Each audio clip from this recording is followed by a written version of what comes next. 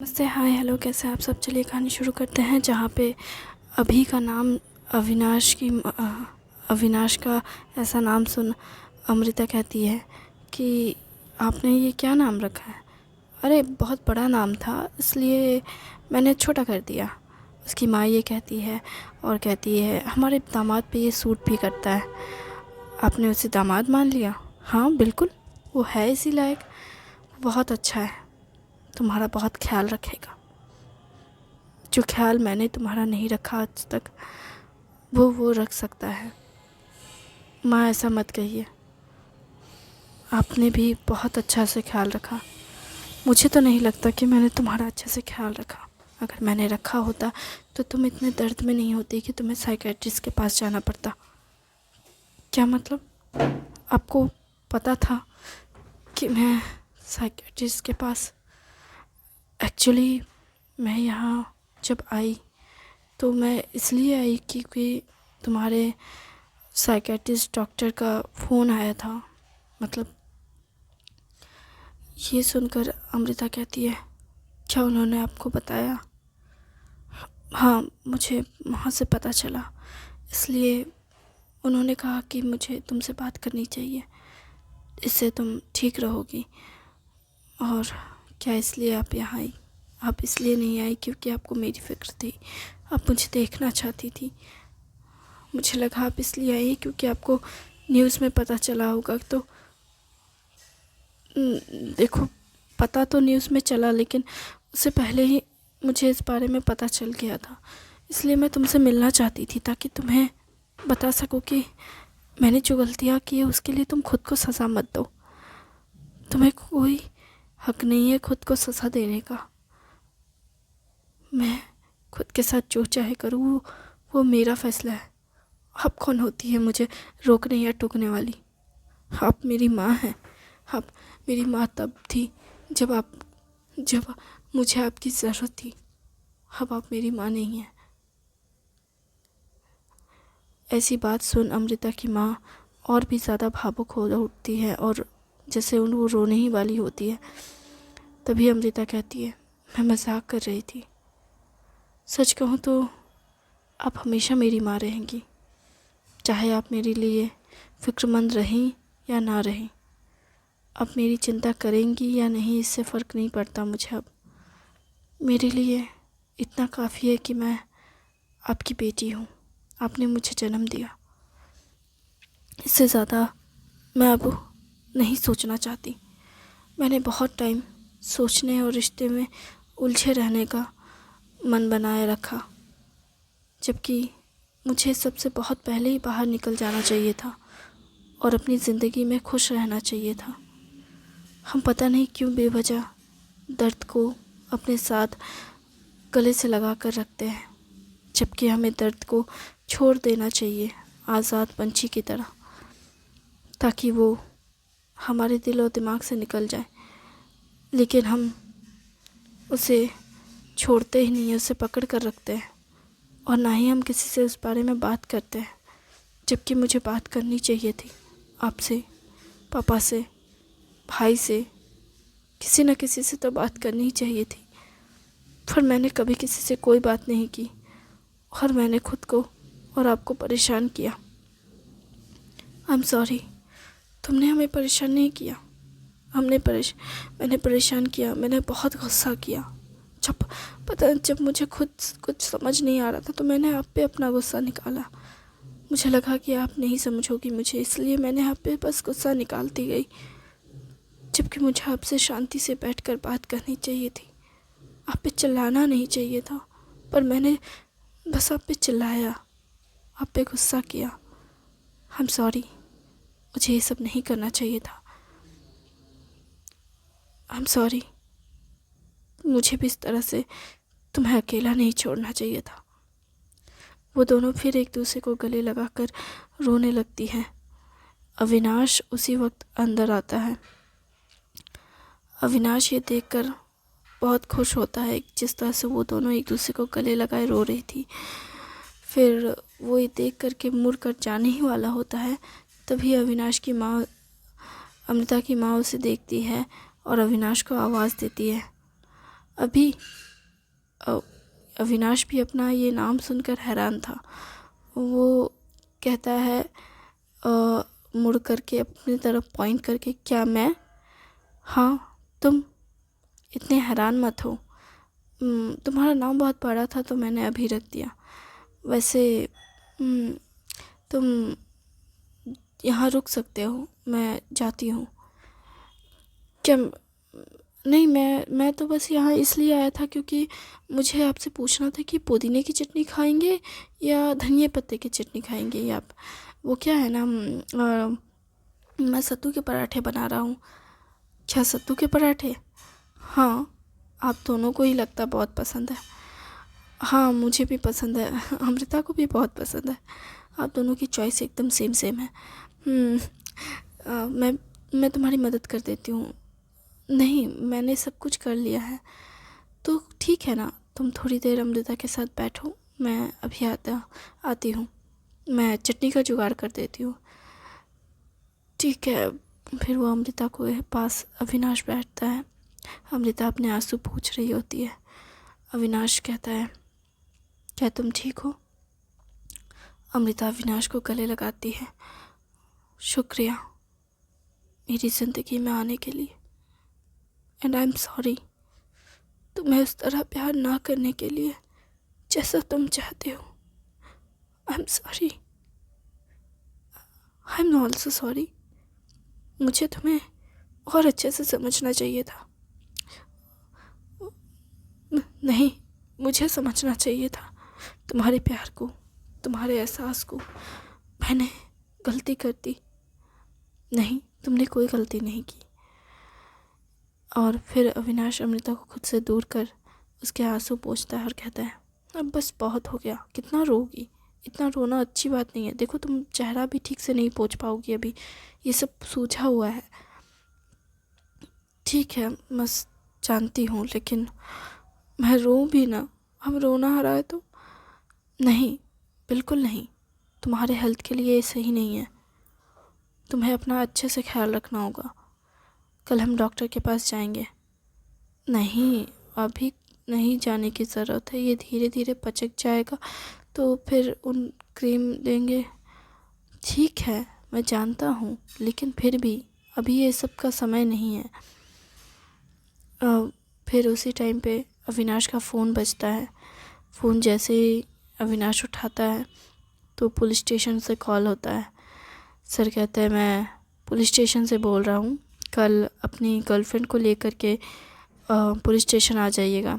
ये बोलते हुए पुलिस जैसे अजीब सा ऑकवर्ड वाली और अनहेजिटेशन जैसी फीलिंग दे रहा था, और उसे जैसे ये पसंद नहीं है। अविनाश कहता है, ठीक है मैं आ जाऊँगा, पर क्या अमृता को आना ज़रूरी है? जिस पर पुलिस कहते हैं कि हाँ, बयान तो उन्हीं के लगेगा, इसलिए आप उन्हें लेकर आए। ठीक है। फिर फ़ोन रखते हुए उसके बाद अमृता पूछती, कौन थे? पुलिस स्टेशन से कॉल था, कल तुम्हें पुलिस स्टेशन जाना है बयान देने के लिए। ठीक है, मैं कल चली जाऊंगी। चली जाऊंगी कि क्या मतलब है? हम साथ जाएंगे। तुम तो इतने दिनों से वैसे ही छुट्टी पे थे और अभी आए हो तो तुम्हें तो ऑफिस भी जाना होगा। नहीं, मैंने छुट्टी ले ली है, सर को बता दिया है, और तुम्हारे सर ने भी छुट्टी दे रखी है। अब तुम रेस्ट करोगी और मैं तुम्हारा ख्याल रखूँगा। ज़्यादा मत सोचो, सब ठीक हो जाएगा, मैं हूँ ना। अमृता ऐसी बात सुना विनाश का, फिर कहती है, गले लगा लेती है और कहती है, थैंक यू, तुम बहुत ज़्यादा थैंक यू और सॉरी कहती हो। अब तुम आराम करो। ठीक है, वैसे मुझे खाने में कुछ चाहिए। क्या चाहिए? अभी तो थोड़ी देर पहले तुमने साबूदाना खाया। पर मुझे कुछ और भी चाहिए खाने को। क्या चाहिए खाने को? पराठे। हाँ तो ठीक है, मैं जल्दी बना कर ला रहा हूँ। फिर अमृता वहाँ बैठ जाती है। अविनाश उसके फोरहेड पे किस कर उसे बेड पे आराम करने बोल चला जाता है किचन में, जहाँ उसकी सास लहसुन छील रही होती है, पुदीना और धनिया दोनों ही अच्छे से धो रही होती है, जिस पर अविनाश जाकर कहता है कि मैं बना देता हूँ चटनी।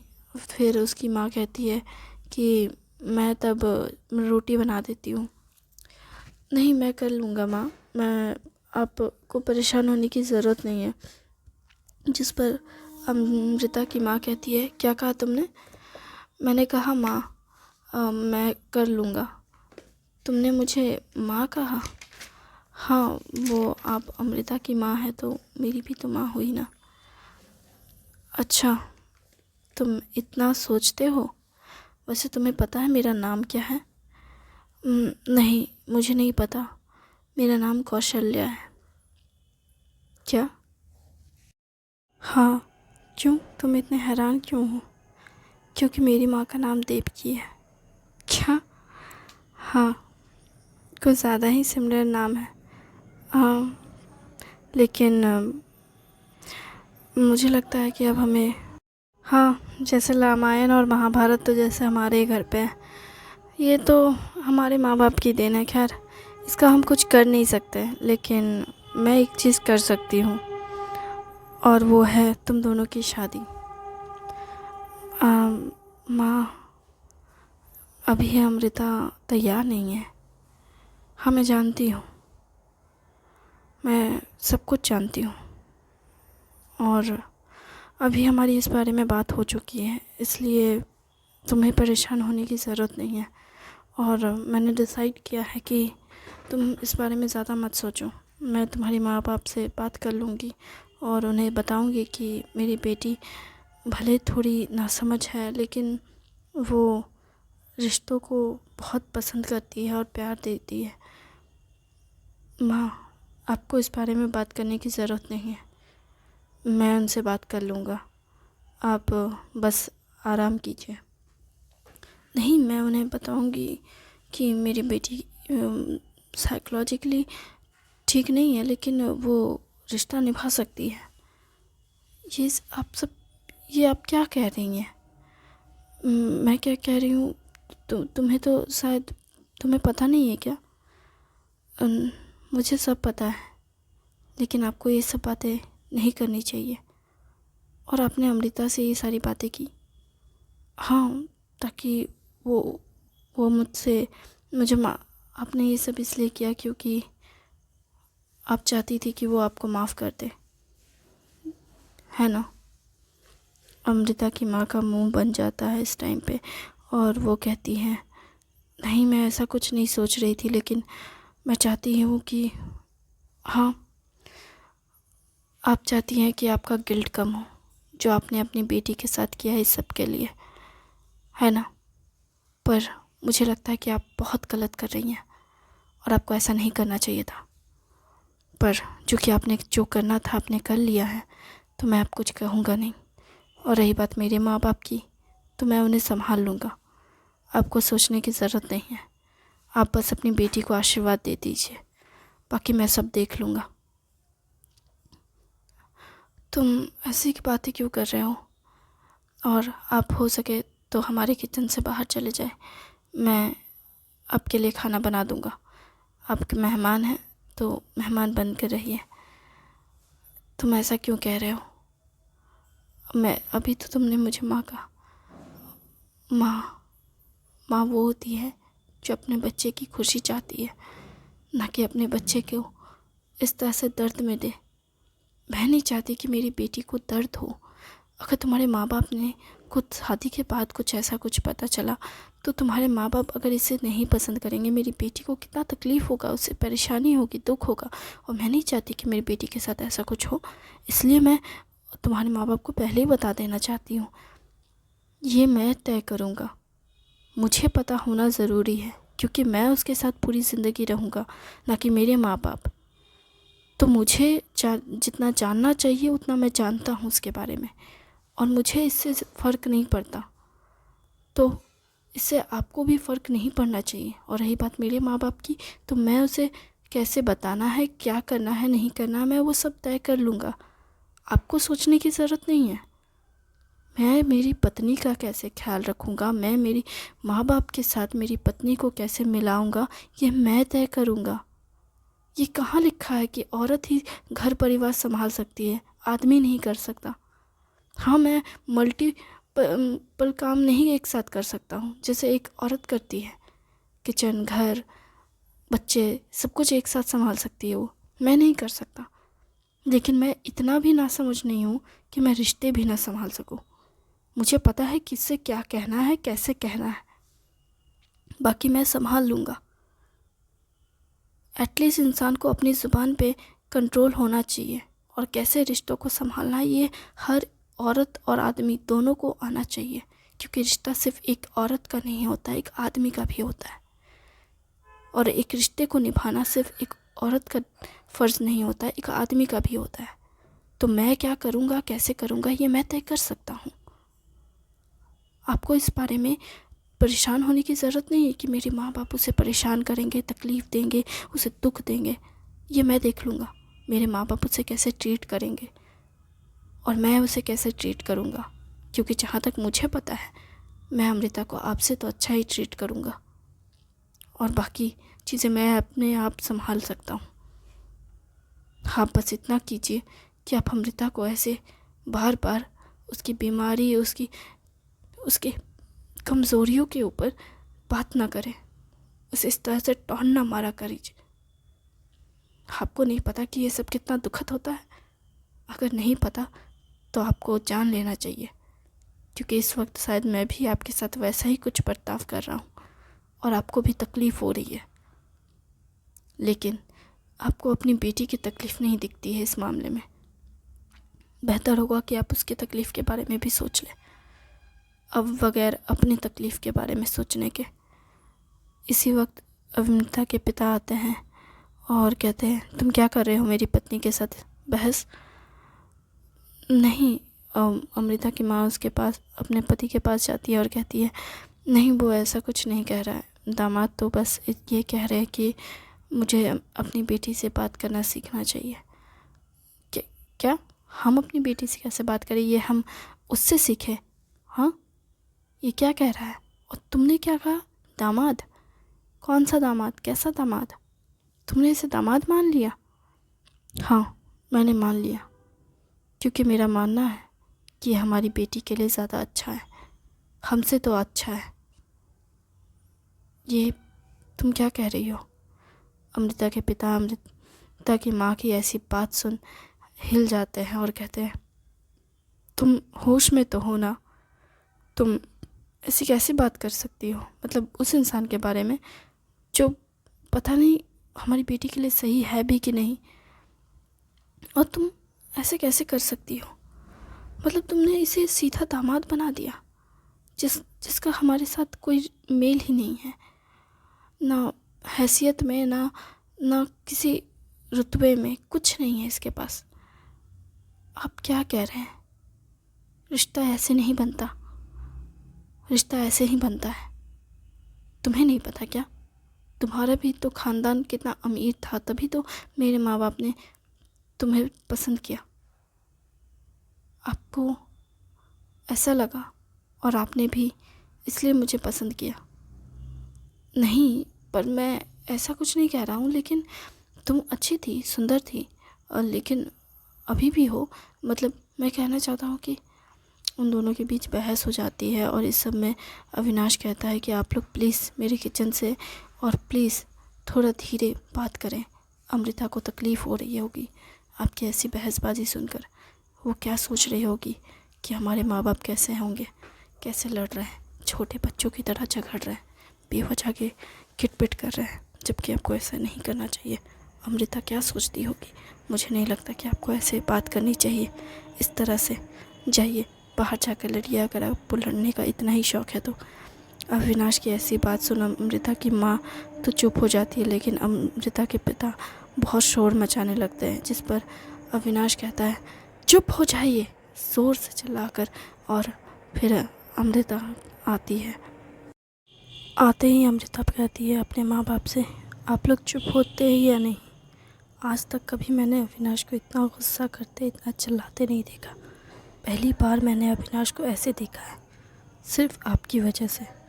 आपने घर पे जो तमाशे किए वो कम नहीं था क्या, जो आप मेरे घर पे, यहाँ मेरे घर पे आके इस तरह से शोर मचा रहे हैं और मेरे पति को परेशान कर रहे हैं।